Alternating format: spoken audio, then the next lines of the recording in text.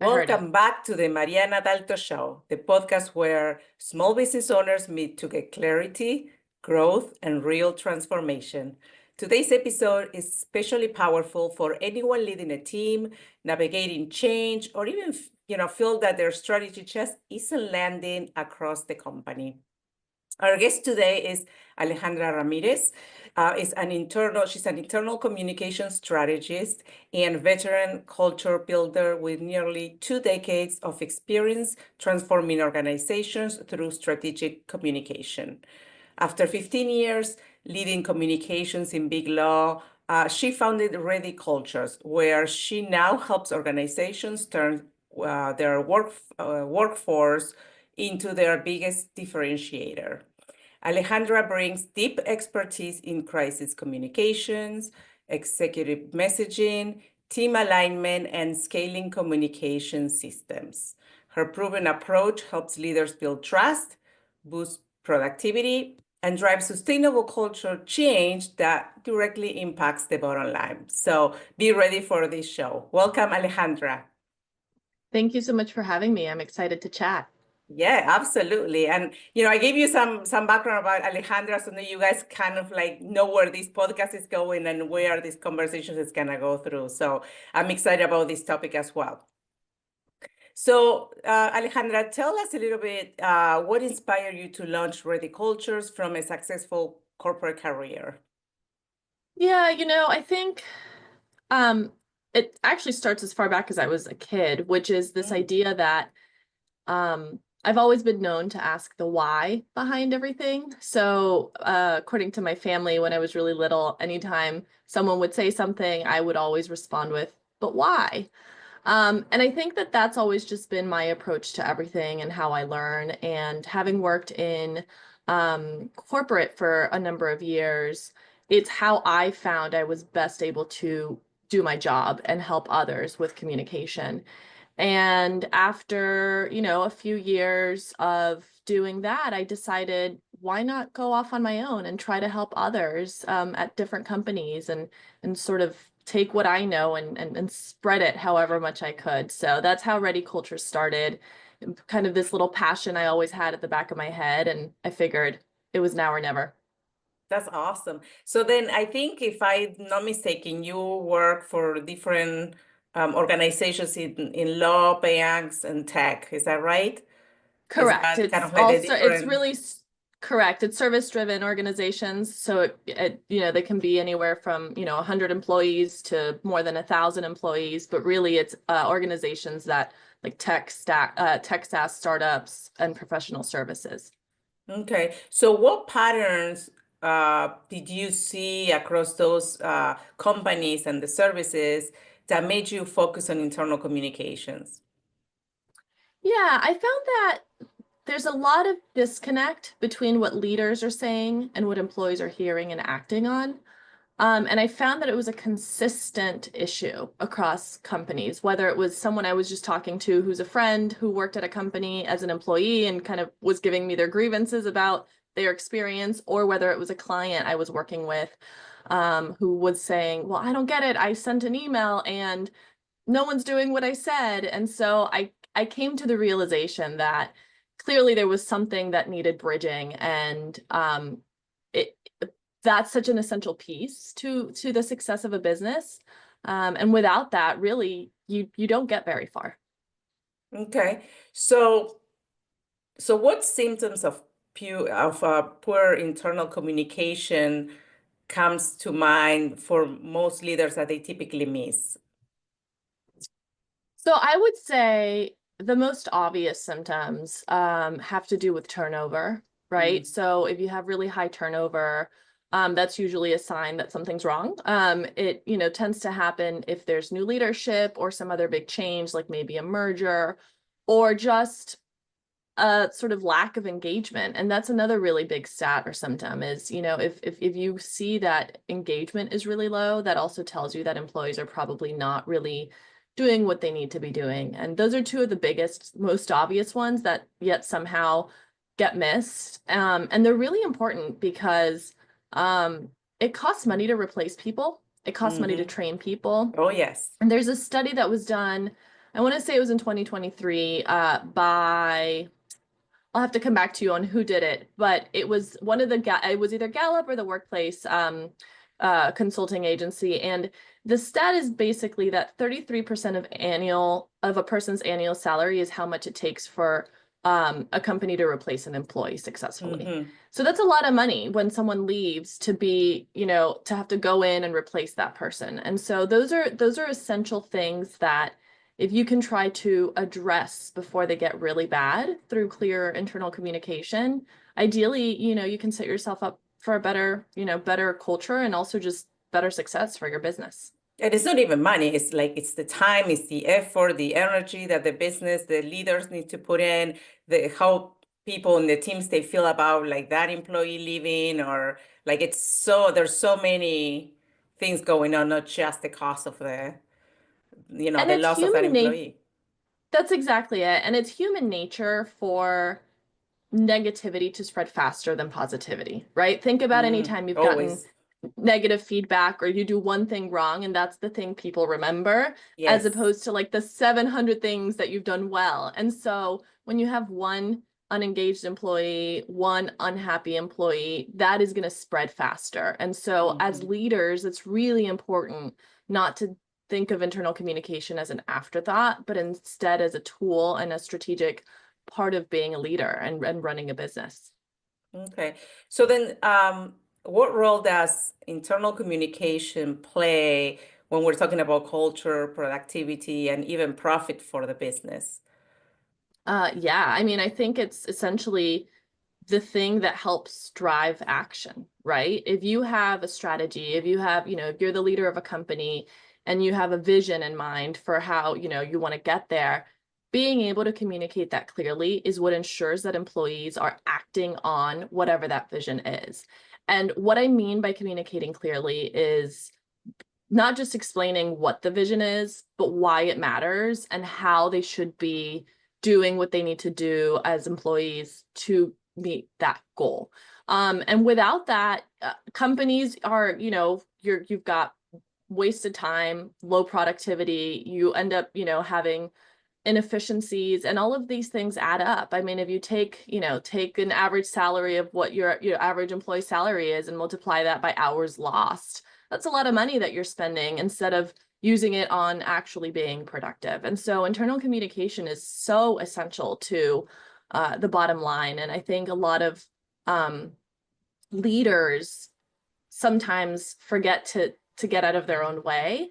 And when you're a leader, it's easy to know exactly where you're headed and assume that people can read your mind, but they Mm. can't, right? The way you see something is not the way an employee sees something. And so being able to explain that in a way that connects with people is so, so, so important. And I actually have a framework that I use called the 3H framework that I always encourage people to communicate with, which is, and you can find it on my website, ReadyCultures.com, but it's essentially a tool that helps you communicate better. And the 3H framework stands for head, heart, and hands.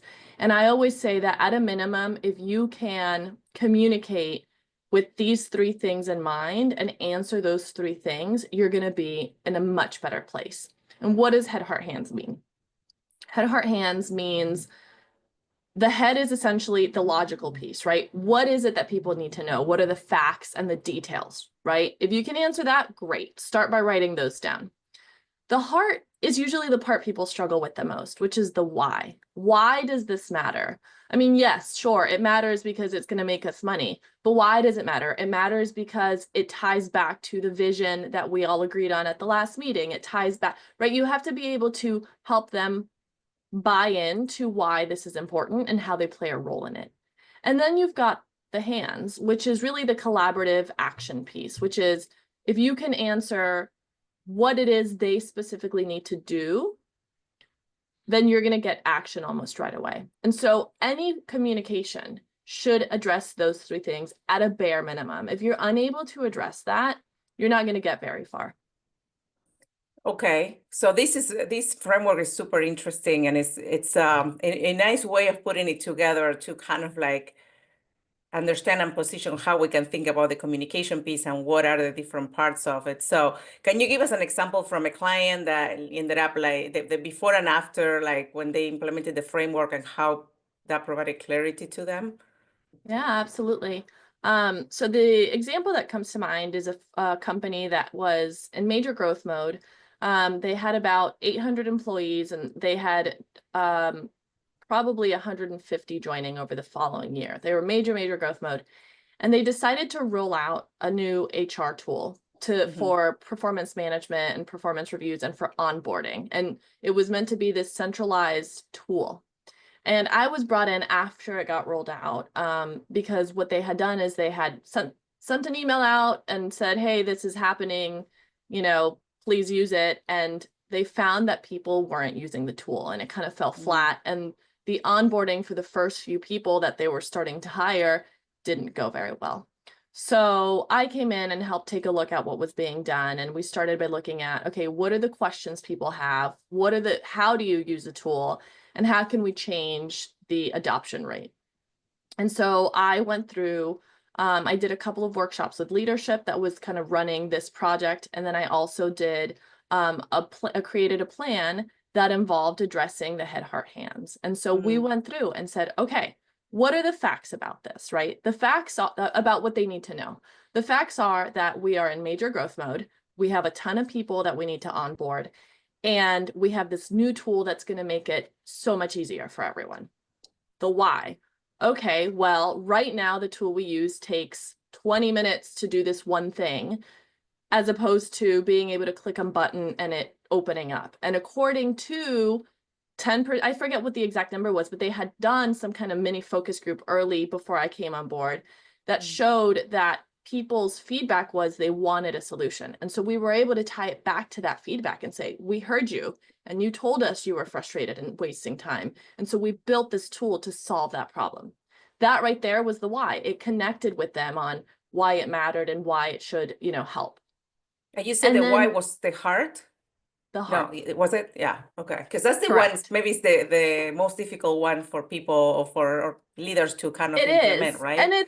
it is. And it's not always easy to suss out at first, but you really need to be able to address that. And by being able to connect with people on how it affects them, you go really far. And so in this example, we were able to show, that this was going to save them X amount of time. It was going to give them an ability to focus more on the connection with their new recruit or employee. It was able to give them time to do more of the human side, as opposed to like constantly dealing with logging information and uploading things, right? And that just naturally connected with people.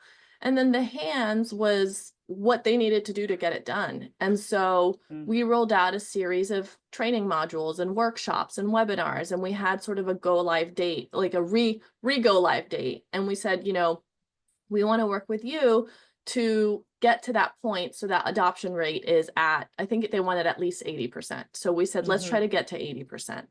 And we had a countdown, made everyone feel engaged, and we worked on finding ways to get them to connect. And the hands basically told them, to use this tool, we need you to join at least one webinar that shows you how to walk through it. And we need you to be logged in with your user account by this day. And we need you to send us feedback by this day.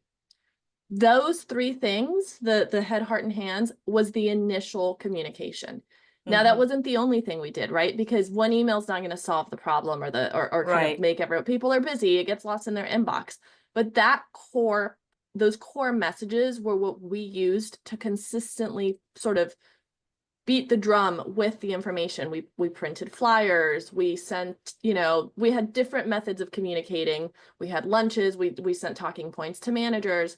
And over the course of those 3 months, when they were really starting to ramp up all those efforts, people went from, I think it was a 25% adoption rate to 65% adoption rate in just 3 months. And by the end of that year, which was about 7 months, they were at 95% adoption rate.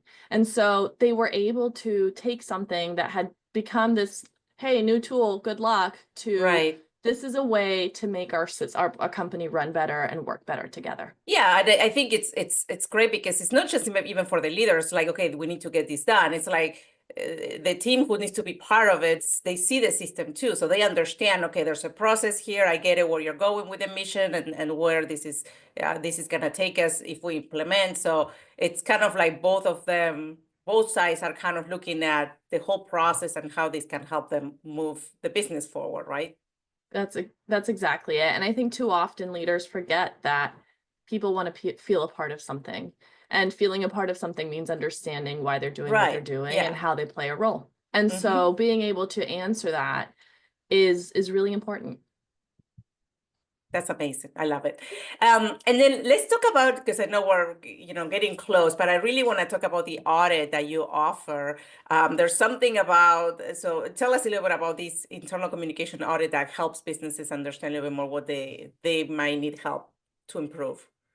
Absolutely. So the audit is essentially what I recommend when businesses are going through major transition periods or haven't really done a pulse survey in a while. And it really is a way to take that 30,000-foot view Mm, of how their system is running. So the audit can be company-wide or it can be a specific team or department. mm. It can be tailored to the specific needs of that company or group. Do But what you the audit recommend does, do you recommend, sorry, excuse me, the yeah, no, audit go ahead. to a specific department or the company depending on what you see overall, or how does that come true from, because I how does the think company know, oh, I think you need to audit the whole company versus just my department? the first step is I always have a discovery call and talk through what their specific pain points are because it's going Got to it. vary by company. It sometimes also varies based on company size, right? If you have 50 Mm-hmm. employees versus 2,000, Oh, yeah, it's a big time. different Yeah. beast. And you can Mm-hmm. do company-wide on both ends, but how that looks is very different. Right. Um, And so the audit includes everything from looking at the existing messaging that is being Mm-hmm. sent and what that vision and actual sort of strategy, business strategy is, right? So Mm-hmm. there's that element.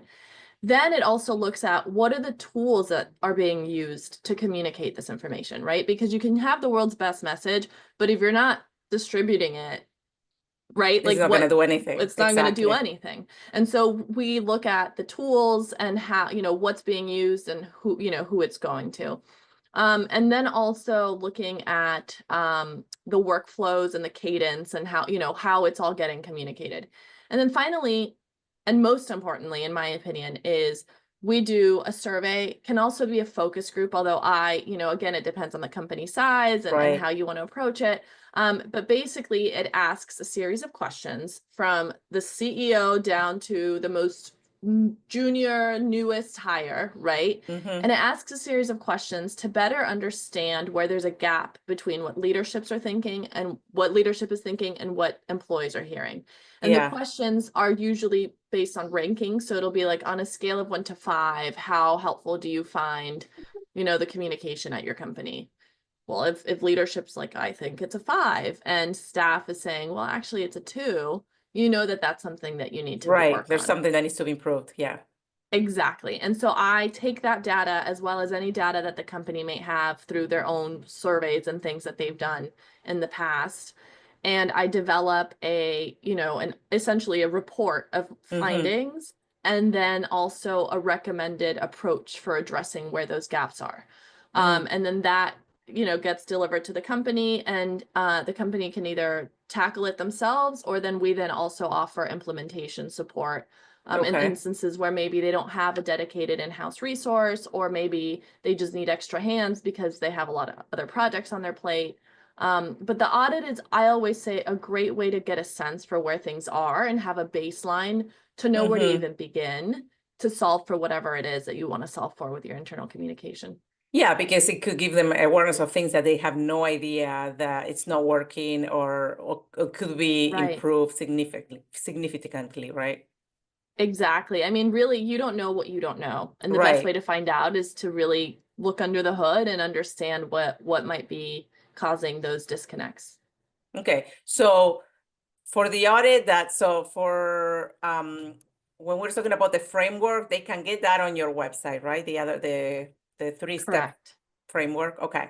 And then for the audit, they can probably have a call with you to kind of understand a little bit more about the audit as well. Is that right? That's correct. Yeah. So my website, they can go to readycultures.com. And the framework is right at the top. It's just this 3H framework. And you can easily download that. And it's a worksheet, so you can write, practice what you want to communicate, and it gives you guidance and tips. And then, yes, so for the audit or any other support, they can schedule a discovery call, and that's also available on my website to schedule a time that works for them. Excellent. And then one more question about is there a way that maybe service providers can apply these methods even if they're not managing employees, like kind of like with their own businesses without having a team, or is this just literally specifically for teams? I think it's useful in any scenario. I mean, even if you're a one-person business, you are interacting with other people at the end of the day, Okay. whether it's with contractors and freelancers or even clients. Mm-hmm. And it's really, or even maybe you have a virtual assistant, so it's not an employee, but it's Right. someone that you pay to help with some operations or some support. And this framework is really essential in any of those situations, because at the end of the day, communication is what drives clarity, and clarity is what drives action, and action is what Mm-hmm. gets you to where you want to go. And so I would say, though certainly what I offer is specifically on the internal communications piece and helping build culture, it applies, for anyone. And even for managers that are maybe at a company and maybe they don't lead people and they just manage, their individual contributors.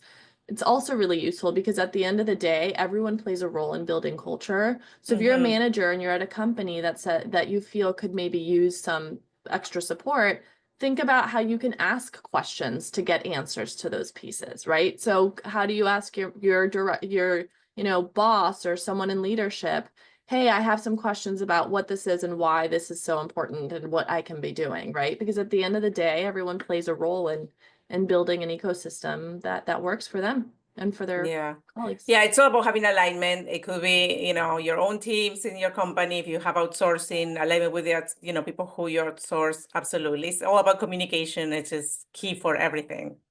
Exactly. Well, this has been amazing, Alejandra. Anything else that you want to share with the audience that maybe I have missed in my questions so people can reach out to you, and kind of learn more about how you can help them?